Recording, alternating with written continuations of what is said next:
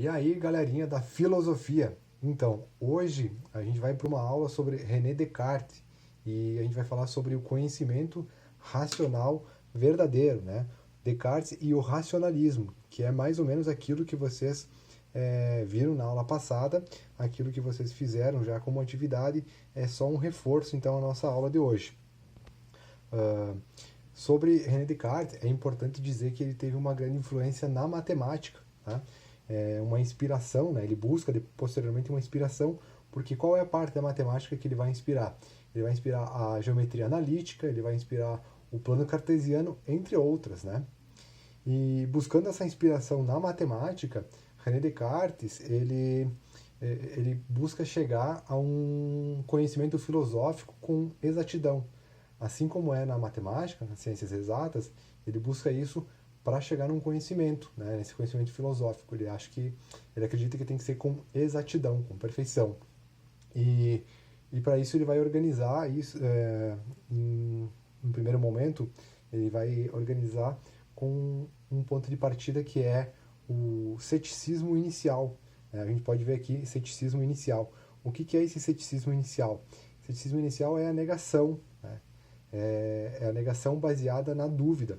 E essa dúvida, ela é metódica. Ela é metódica dividida em duas partes. Ela é metódica dividida em uh, hiperbólica, né? Que é porque ela é exagerada, ela se estende a tudo.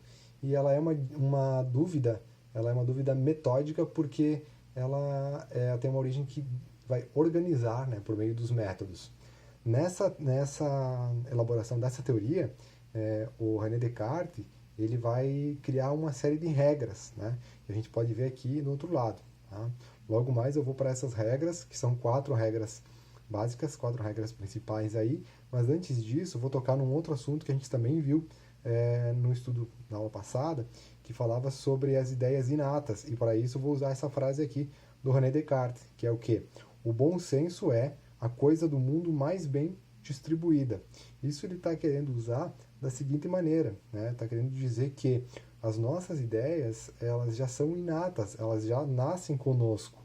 A gente não precisa desenvolver isso, né, ao longo, assim, tipo, buscar o desenvolvimento dessas ideias. Nós já nascemos com elas, né? E vindo para a parte das regras agora, a primeira regra, né, vai falar aí então sobre a evidência, que é aceitar apenas o que é claro, distinto, né? O que isso quer dizer em outras palavras? Isso quer dizer que a gente precisa ter certeza, a gente precisa aceitar apenas aquilo que é verdadeiro, né? A negação do conhecimento empírico. Por que a negação do conhecimento empírico? Porque o conhecimento empírico, né, trata dos sentidos. E essa parte dos sentidos eles podem ser falsos. E se os sentidos são falsos, eles nos enganam. Então a gente deve descartar isso dos sentidos, essa parte do empirismo. O que mais que a gente vai falar agora? A gente vai falar da segunda regra, que é a análise. Análise, dividir um problema em partes para estudá-las. Por que dividir um problema em partes para estudá-las? É como na matemática, né? Quando a gente vai resolver uma equação, a gente não resolve ela toda de uma vez, a gente resolve em partes, né? A gente separa esse problema então, né? Vai dividir ele em pequenas partes e vai estudar cada uma dessas pequenas partes. Tá? A terceira regra é a síntese, né? Ir do mais simples para o mais complexo. E aí, olha só como as coisas vão se encaixando. Quando a gente vai do mais simples para o mais complexo, talvez a gente nem chegue no complexo. Talvez a resolução dessas partes simples do problema, essas pequenas partes em que ele foi dividido, vamos começar pelas mais simples, talvez essa resolução, né, possibilite a resolução do problema como um todo, sem a gente ter chegado numa parte complexa dele. E a quarta dessas regras, né, a quarta regra aqui, é a enumeração, né, a numeração. Por que numeração?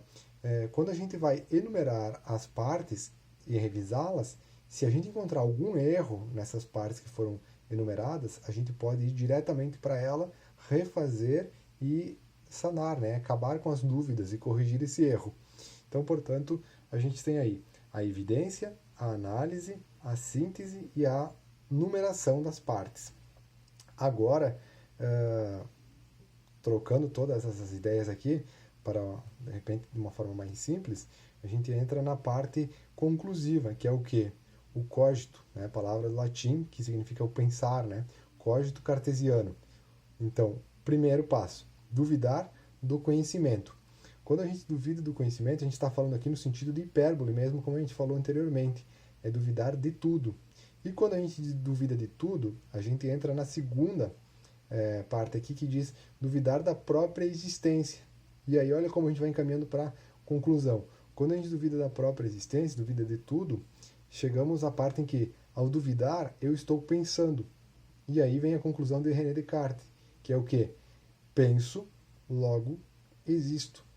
Galera, então esse aí foi o vídeo de hoje sobre o conhecimento racional verdadeiro de René Descartes. Espero que vocês tenham gostado e, se ajudar, né, façam esse esquema, esse resumo aí no caderno de vocês para estudar para as próximas atividades. Valeu, obrigado.